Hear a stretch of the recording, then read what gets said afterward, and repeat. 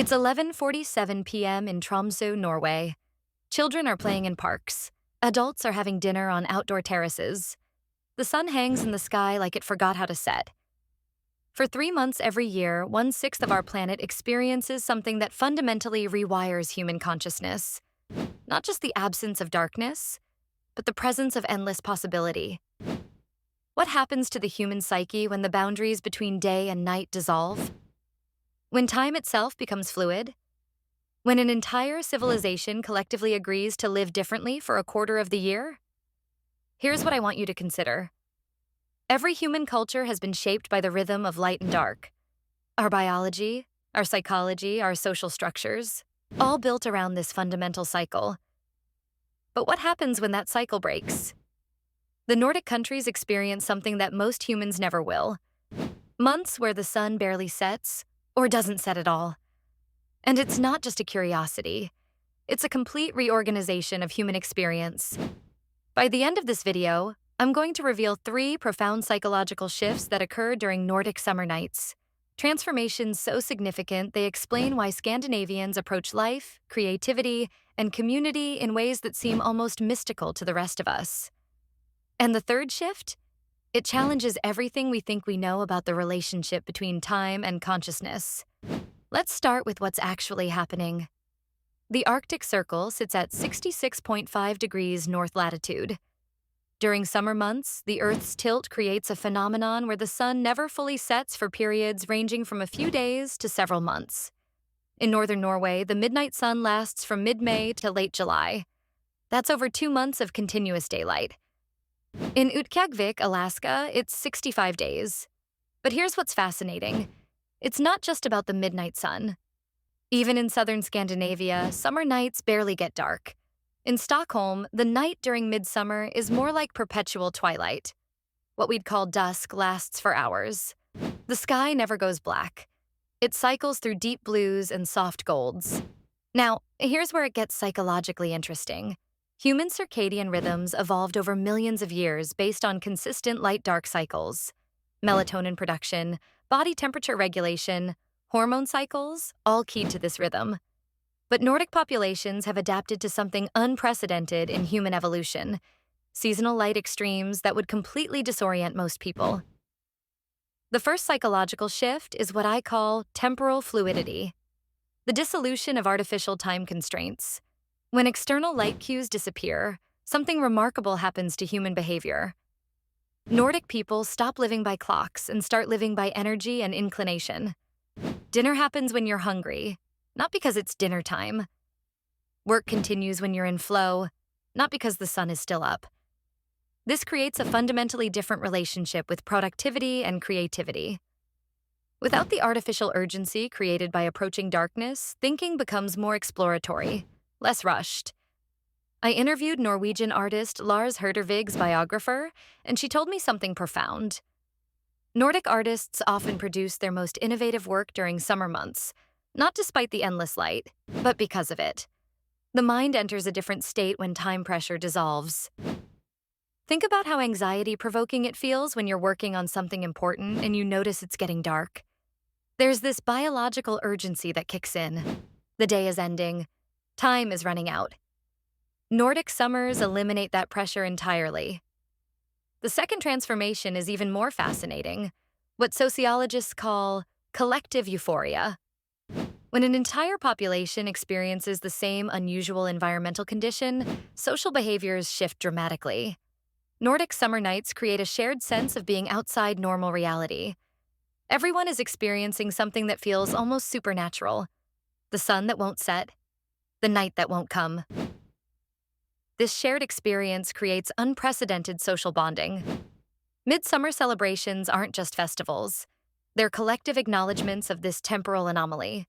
The maypole, the flower crowns, the dancing until dawn that never comes. These aren't arbitrary traditions. They're ritualized responses to extraordinary environmental conditions. Here's what's psychologically fascinating. Studies show that Nordic populations experience measurably higher levels of social cohesion during summer months. Crime rates drop, community participation spikes, voluntary cooperation increases. It's as if the endless light creates a collective understanding that normal rules are suspended. Social inhibitions decrease. People become more open, more generous, more willing to connect with strangers. This explains something that puzzles many visitors to Nordic countries during summer: the sudden transformation from reserved, private people to extraordinarily warm and social ones. It's not personality, it's environmental psychology. But here's what's really remarkable. Nordic cultures have built entire social architectures around these light extremes.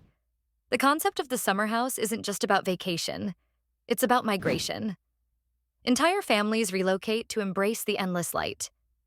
Work schedules shift. Social patterns reorganize.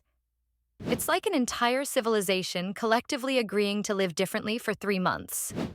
Swedish allemansrätten, the right to roam freely in nature, isn't just about environmental access. It's recognition that during endless light months, the boundaries between private and public space need to become fluid. Norwegian friluftsliv, outdoor life philosophy, reaches its peak during summer nights. When darkness doesn't force you indoors, the distinction between inside and outside dissolves. Danish hygge transforms during summer from cozy indoor comfort to outdoor coziness. The same psychological need for comfort and connection, but expressed through midnight picnics and dawn conversations. These aren't just cultural quirks. They're sophisticated adaptations to environmental conditions that most humans never experience. But here's the transformation that changes everything: what neuropsychologists are calling consciousness expansion. When normal circadian rhythms are disrupted for extended periods, something unprecedented happens to human consciousness. The boundaries between waking and dreaming states begin to blur. Nordic populations during summer months experience what researchers call lucid twilight states, periods of consciousness that don't fit our normal categories of awake or asleep. Think about it. For millions of years, human consciousness has been binary: awake during light, asleep during dark. But what happens when that binary breaks down? Nordic people report heightened creativity, enhanced emotional processing, and what many describe as spiritual experiences during endless light periods. It's not sleep deprivation, it's consciousness expansion. This explains the profound artistic and philosophical traditions that emerge from Nordic cultures. When consciousness itself becomes fluid, new forms of creativity become possible. The existentialism of Kierkegaard, the magical realism of Nordic cinema, the atmospheric complexity of Nordic music. These don't emerge despite the environmental extremes, but because of them. But endless light isn't without costs. What goes up must come down. And Nordic winters bring the opposite extreme: months of darkness that can be psychologically devastating. The same populations that experience euphoria during summer nights face some of the world's highest rates of seasonal depression during winter months. It's the price of living at environmental extremes. Yet Nordic cultures have developed sophisticated coping mechanisms. The intense social bonding of summer creates resilient community networks that support people through dark months. The consciousness expansion of endless light provides psychological resources for navigating endless darkness. It's a reminder that human adaptation isn't about avoiding challenges. It's about developing systems to navigate extremes. So what can those of us who don't live in Arctic latitudes learn from Nordic summer nights? First, the power of temporal fluidity. What if you occasionally ignored clocks and followed energy instead? What if you worked when inspired rather than when scheduled? Second, the importance of collective experiences that break normal patterns. Shared unusual experiences create deeper social bonds than routine interactions. Most importantly, the recognition that consciousness itself is more flexible than we assume. Different light conditions, different social patterns, different environmental inputs can unlock different states of awareness. Nordic summer nights aren't just a geographical curiosity. They're a window into human potential that most of us never explore. If this opened your mind to the profound impact of environmental conditions on human consciousness, hit that like button. It helps others discover these deeper perspectives. Subscribe for more explorations of how different cultures and environments unlock different aspects of human potential. And here's my question. Have you ever experienced a time when environmental conditions completely shifted your state of consciousness? A sunrise? A storm? A place where normal rules seem suspended? Share your story in the comments. Nordic summer nights remind us that human experience is far more flexible and expansive than our daily routines suggest. Sometimes, all it takes is a different kind of light to reveal possibilities we never knew existed.